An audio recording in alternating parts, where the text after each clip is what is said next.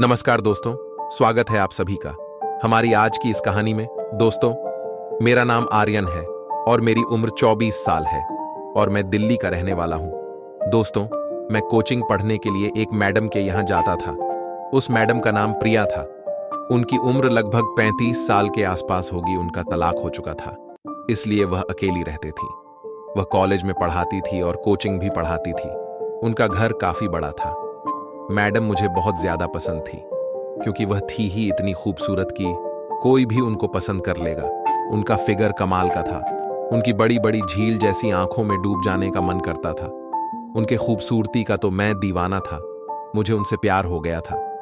बस इंतजार इस बात का था कि किसी दिन उनकी नजर भी मुझ पर पड़े और मैं उनके करीब आ सकूं।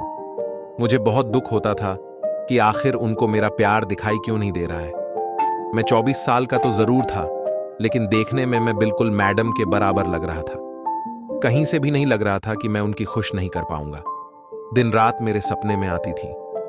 मेरा मन उनको पाने के लिए बेताब था। जब भी मैं कोचिंग पढ़ने जाता था तो मैडम को देखता रहता था। पढ़ाई तो बस मेरे लिए एक बहाना था। मेरे साथ में और भी बहुत सारी लड़के थे जो मैडम से पढ़ने आया करते थे। एक दिन मैंने मैडम से कहा कि मेरा कोचिंग का समय थोड़ा अलग कर दीजिए क्योंकि मुझे समय नहीं मिल पाता है। मैं घर पर भी स्टडी करता हूं। मैंने सोचा कि अगर उनके दिल में भी मेरे लिए थोड़ी सी जगह होगी तो वह मेरा समय अलग कर देंगे। उन्होंने कहा, ठीक है, तुम शाम को 7:30 बजे आ जाया करना। उस टाइम कोई काम नहीं रहता है। मैं तुम्हें अकेले में पढ़ा दिया करूंगी। यह सुनकर तो मेरी खुशी का ठिकाना नहीं रहा। मुझे यकीन हो गया था कि वह भी मुझे कहीं ना कहीं चाहती है। आखिर वह भी तो अपनी जिंदगी में अकेली थी। आखिर उनको भी तन्हाई खलती होगी और किसी न किसी की जरूरत है, उनको भी होगी। और अब वह जरूरत उनकी मैं पूरी करूंगा। मैं किसी भी हाल में मैडम के करीब जाना चाहता था। अब तो मुझे बहाना मिल गया था। ऐसे समय पर जब कोई नहीं होगा, सिर्फ मैं रहूंगा, मुझे उनके साथ अकेले में टाइम बिताने का मौका मिलेगा। आज शाम को मैं समय से पहले पहुंच गया तो मैडम तैयार नहीं हुई थी पढ़ाने के लिए। वह शाम को नहा रही थी। उनको मैं चुपके से देखा कि उनके बाल भीगे हुए हैं। उन्होंने टॉवल लपेट कर रखा था। दरअसल अभी 7:30 बजे ही नहीं थे। मैं करीब आधे घंटे पहले आ गया था।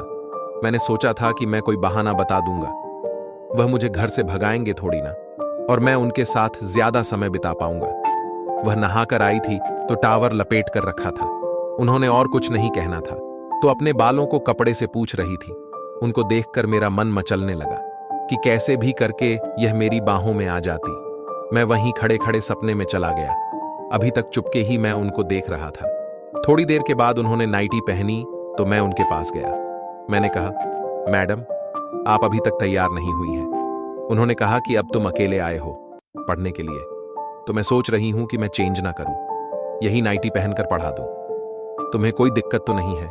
मैंने कहा, नहीं मैडम, आप कैसी बातें कर रहे हैं, मुझे कोई दिक्कत नहीं है, बल्कि आप इस नाइटी में बहुत ज्यादा खूबसूरत लग रही हैं।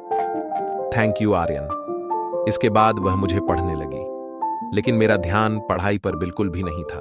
मेरा ध्यान तो उन पर था। वह उस नाइटी में इतनी कमाल की लग रही थी कि मैं क्या बताऊं। उन पर से तो मेरी नजर ही नहीं हट रही थी। मैडम को देखते देखते 1 घंटा बीत गया। मैडम कहने लगी, आर्यन, तुम्हारा समय पूरा हो गया है, अब तुम जाओ और कल समय पर आ जाना। मेरा जाने का बिल्कुल भी मन नहीं था। मैडम उठकर अपने कमरे में जाने लगी और मुझसे कहा कि आर्यन, जाते समय दरवाजा बंद कर देना। और मैडम अपने कमरे में चली गई तो मैं ऐसे दरवाजा बंद करने का नाटक किया जैसे मैं इस घर में छूट गया। मैं बस मैडम को और देखना चाहता था। अभी कुछ देर पहले जिस तरीके से मैंने उनको कपड़े बदलते देखा था, मेरे निगाहों में और दिमाग में बस वही सब घूम रहा था। इसीलिए मैं वहां से नहीं गया। मैं उसी घर में छूट गया। और थोड़ी देर के बाद मैं मैडम आई और दरवाजा अंदर से उन्होंने बंद कर लिया। उनका घर बहुत बड़ा था।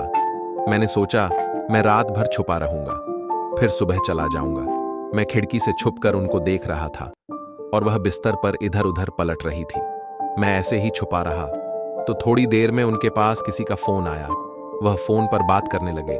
उसके बाद में वह कहने लगी, ठीक है, आ जाओ। मैं सोने लगी। मैं सोचने लगा, इतनी रात में आखिर किसको बुला रही है घर में। मैंने थोड़ी देर इंतजार किया। कुछ देर के बाद में एक आदमी आया। मैडम ने उनको कुछ दिया और उस आदमी ने उसके बदले उन्हें बहुत सारे पैसे दिए जो बहुत ज्यादा थे। फिर मैंने ध्यान से उनकी बात सुनी और ध्यान से देखा तो पता चला कि वह ट्रक की सप्लाई करती हैं। यह देखकर मेरे होश उड़ गए थे। मैडम कॉलेज में पढ़ाती हैं, कोचिंग भी पढ़ाते हैं और सबके सामने एक अच्छी टीचर बनकर घूमती है और चुपके से ट्रक सप्लाई करती है। जब वह आदमी चला गया, मैं उनके सामने आ गया। मुझे देखकर वह चौंक गई और कहने लगी, आर्यन, तुम अभी तक गए नहीं। मैंने कहा, और मैडम, मुझे तो आप बहुत अच्छी अध्यापिका लगती है, लेकिन चुपके से आप इतना गलत काम कर रहे हैं। आपको पता है कितना खतरनाक है, और जब पुलिस को पता चलेगा तो आप जेल में सड़ेंगी। मैडम करने लगी, आर्यन, तुम क्या बोल रहे हो? तुम्हें जरूर कोई गलतफहमी हुई है, ऐसा कुछ भी नहीं है। मैंने कहा, मैडम, अब इतना मासूम बनने का क्या नाटक मत करिए। मैंने सब कुछ अपनी आंखों से देखा और कानों से सुना है कि आप किस तरीके से इस आदमी को ड्रग दे रहे थी और उसके बाद आप नोटों की गड्डियां ले रही थी। मैडम को भी पता चल गया कि मुझे सब कुछ पता चल चुका है और अब छुपाने का कोई मतलब नहीं, तो उनकी अदाएं तुरंत बदल चुकी थी मेरे लिए। मुझे अदाएं दिखाकर बात करने लगी और मेरे पास आ गए और मेरे कंधों पर हाथ रख दिया और मुझसे कहा, इसमें से आधा पैसे तुम रख लो। मैंने कहा, मैडम, मुझे पैसे नहीं चाहिए। उन्होंने कहा, तो फिर क्या चाहिए? मैंने कहा, आप। इसके बाद उन्होंने मेरा हाथ पकड़ा और कमरे में लेकर गई और मेरे शर्ट के बटन खोलने लगी। मैं तो कब से उन्हें पाना चाहता था, लेकिन कभी नहीं सोचा था कि इस तरीके से उनको पाऊंगा। मुझे यह कहीं ना कहीं गलत लग रहा था, पर मुझे मौका मिल रहा था तो मैंने सोचा, ठीक है, वह सामने से ऐसा कर रहे हैं तो मैं क्या कर सकता हूं। उसके बाद हमने जी भरकर 1 घंटे तक खूब काम किया और जब मैं थक गया तो उसके बाद मैं वहां से चला गया। अगले दिन शाम को जब मैं कोचिंग पढ़ने के लिए आया तो मैडम ने मुझे खुद ही कहने लगी, आज पढ़ाई रहने देते हैं, पढ़ाई तो रोज करते हैं, आज कुछ और करेंगे। आज की पढ़ाई बेडरूम में करते हैं। फिर वह मुझे कमरे में लेकर चली गई और फिर मेरे कपड़े और अपने भी। उसके बाद मैं जैसा कल हुआ था, लेकिन मुझे समझ में नहीं आ रहा था। कल तो मैंने ऐसा कुछ नहीं कहा था और ना ही हमारे बीच में कुछ ऐसा तय हुआ था कि मैं रोज ऐसा करूंगा। तो फिर आज उन्होंने मेरे साथ में ऐसा क्यों किया, मैं समझ नहीं पा रहा था। सब कुछ हो जाने के बाद में मैं चुपचाप बैठा था। थोड़ी देर बाद मैडम एक बैग मेरे पास ले आई और कहने लगी, चलो। मैंने कहा, कहां? फिर मैंने उस बैग को खोलकर देखा तो उसमें बहुत सारे सफेद पैकेट थे। मैंने कहा, यह क्या है और मुझे क्यों दे रही हो? मुझे बहुत गुस्सा आ गया। वह कहने लगी, यह बैग तुम्हें मेरे आदमी के पास पहुंचना है, बदले में वह तुम्हें बहुत सारे पैसे देगा, तुम वह पैसे मुझको दे देना। मैंने कहा, तुम्हारी हिम्मत कैसे हुई मुझे इन सब काम में घसीटने की? उसके बाद मैडम कहने लगी, अरे डार्लिंग, तुम्हें मेरे साथ में वो सब करना था तो मैंने तुम्हें मजा दिया, अब तुम मेरा काम करो। अगर नहीं करोगे तो फिर उन्होंने अपना फोन अलमारी के ऊपर से निकाला और जो आज उन्होंने मेरे साथ में कमरे में किया था उसकी वीडियो उन्होंने रिकॉर्ड कर ली। अब मुझे समझ में आया कि आखिर मैडम मेरे करीब क्यों आई थी। वह कहने लगी, अगर तूने मेरा काम नहीं किया तो यह वीडियो मैं सबको दिखा दूंगी। मुझे बहुत ज्यादा गुस्सा आ रहा था। मैंने कहा, आपको जो करना है वह करिए, मुझे इन सब से फर्क नहीं पड़ता। मैं अपनी एक गलती छुपाने के लिए दूसरी बहुत बड़ी गलती कभी नहीं करूंगा और मुझे ब्लैकमेल करने की कोशिश मत करिएगा। और जो मैंने आपके साथ किया वह गलत था। मैं आपको पसंद करता था, मैं चाहता था कि आप मेरे करीब आए, लेकिन मैंने कभी इस तरीके से सोचा नहीं था कि आप इतना गंदा काम करेंगे और मैं आपको देख लूंगा। उसके बाद में मैं इस तरीके से आपको ब्लैकमेल करके अपने करीब लेकर आऊंगा, ये मैंने कभी नहीं सोचा था और ना ही मैं चाहता था। जब मैं आपके पास आया तो मुझे बहुत पछतावा हो रहा था इस बात का कि मैं गलत कर रहा हूं, लेकिन मुझसे गलती हो गई। दूसरे दिन मैं यही सोच कर रहा था कि अब मैं आपके पास कभी नहीं आऊंगा, मैं सिर्फ आपसे पढ़ाई ही करूंगा। लेकिन अब दूसरे दिन मुझे अपने करीब लेकर चली आई और अब उसकी वीडियो बनाकर आप मुझे ब्लैकमेल करना चाहते हैं, मुझसे ट्रक सप्लाई का धंधा करवाना चाहती हो, कभी नहीं सोचना भी मत। और रही बात इस वीडियो को पुलिस में दिखाने की, तो दिखा दीजिए, जो बात है मैं साफ साफ बता दूंगा। तुम्हें क्या लगता है मैं फंस जाऊंगा और तुम बच जाओगी मुझे फंसाकर? कभी नहीं। मुझसे जो गलती हुई है मैं उसके लिए मैं आपसे माफी मांगता हूं, लेकिन मैं ये काम कभी नहीं करूंगा।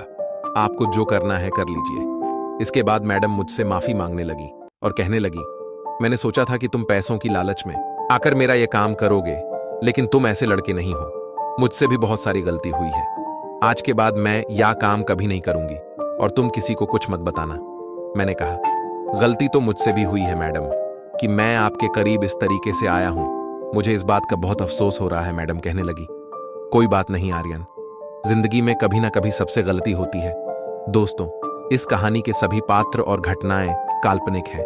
इसका किसी भी जीवित या मृत्यु व्यक्ति से या किसी भी जाति धर्म समुदाय से कोई संबंध नहीं है। अगर इसका किसी की जिंदगी से मेल होता है तो मात्र यह एक संयोग माना जाएगा। हमारा मकसद किसी की भी भावनाओं को ठेस पहुंचाना बिल्कुल नहीं है। पूरा वीडियो देखने के लिए आप सभी लोगों का दिल की गहराइयों से धन्यवाद।